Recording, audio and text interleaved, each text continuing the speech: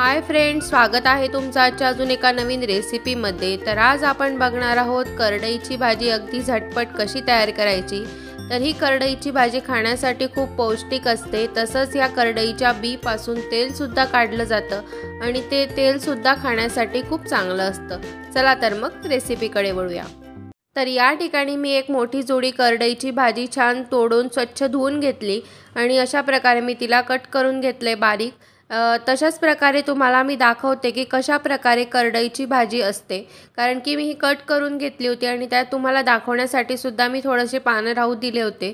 तर अशा प्रकारे करडईचे पानं असतात आणि ही करडईची भाजी खायला खूप मस्त लागते, एकदा नक्की खाऊन बघा।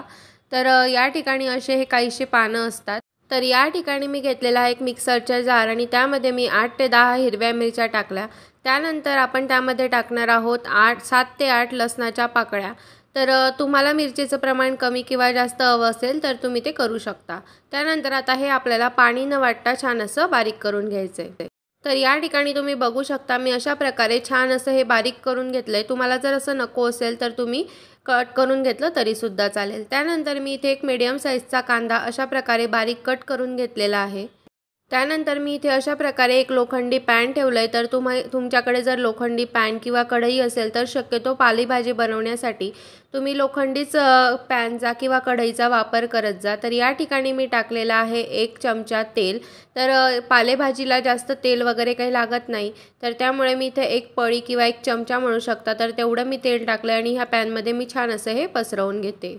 तरी तेल या ठिकाणी खूप छान असं गरम झालं तर त्यामध्ये आपण टाकणार आहोत 1 चमचा जिरं। तुम्हाला जर जिरं असं आवडत नसेल तर तुम्ही जे आपण हिरवी मिरची आणि लसूण वाटून घेतला त्यामध्ये टाकलं तरी सुद्धा चालेल। त्यानंतर इथं या ठिकाणी मी टाकलेला आहे एक बारीक कट करून घेतलेला कांदा।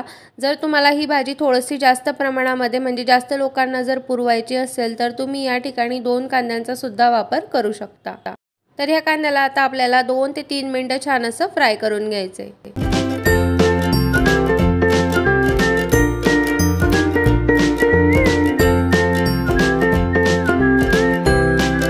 तर कांदा छान 2 ते 3 मिनिट फ्राय केल्यानंतर आपण त्यामध्ये टाकणार आहोत जी आपण हिरवी मिरची आणि लसूणची बारीक पेस्ट करून घेतली होती, तर ती आपण यामध्ये टाकून घेऊ।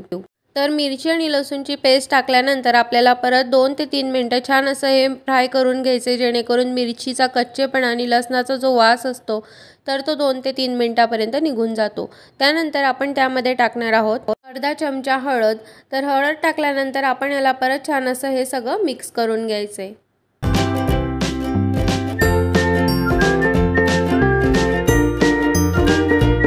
तर हे 2 ते 3 मिनिट छान असं फ्राय केल्यानंतर मी जी भाजी कट करून घेतलेली होती तर ती आपण यामध्ये टाकून घेऊ।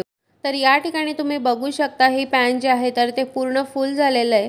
तर 2 ते 3 मिनिटानंतर लगेचच ही भाजी कमी होते आणि ही भाजी जर तुम्हाला 2 जणांना पुरत असेल आणि जर ती भाजी तुम्हाला 3 ते 4 जणांना पुरवायची असेल तर तुम्ही यामध्ये मुंगाची डाळ, हरभऱ्याची डाळ किंवा मग मसूरची डाळ भाजी बनवायच्या आधी अर्धा ते पाऊण तास आधी तुम्ही ती डाळ आहे ती भिजत घालून ठेवायची, म्हणजे ती डाळ जी आहे तर ती लवकर लगेच शिजते।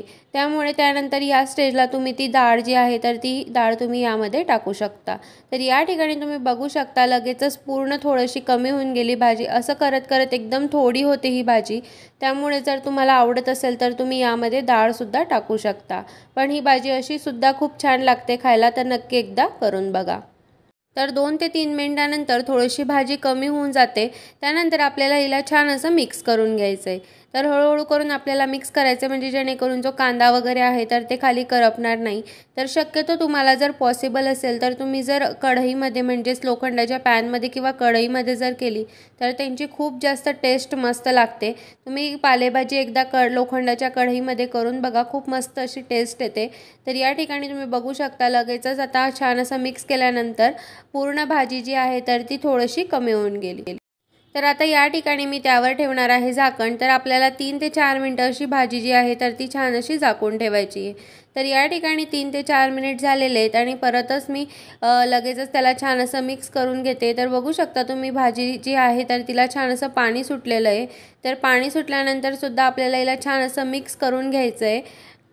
त्यानंतर टाकायचं आहे अर्धा चमचा मीठ। तर मिठाचं प्रमाण थोडंसं कमीच ठेवायचं, कारण अजूनसुद्धा आपली भाजी जी आहे तर ती पूर्ण कमी झालेली नाही आणि ऑलरेडी पालेभाज्यांमध्ये थोडंसं मीठ म्हणजे क्षारचं प्रमाण जास्त असतं, तर त्यामुळे त्याला मिठाची जास्त गरज वगैरे पडत नाही। तर थोडंसं मी अर्ध्या चमच्यापेक्षा पण कमी मी थोडंसं त्यामध्ये मीठ टाकलं।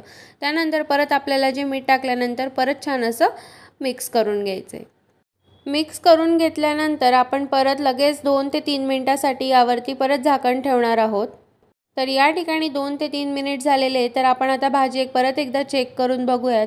तर या ठिकाणी तुम्ही बघू शकता की जसं आपण मीठ टाकल्यामुळे भाजीला पाणी सुटलेलं आहे, तर आता झाकण न ठेवता आपण याला मीडियम फ्लेमवरच हे जे पाणी आहे तर ते पूर्ण आटवून घेऊ।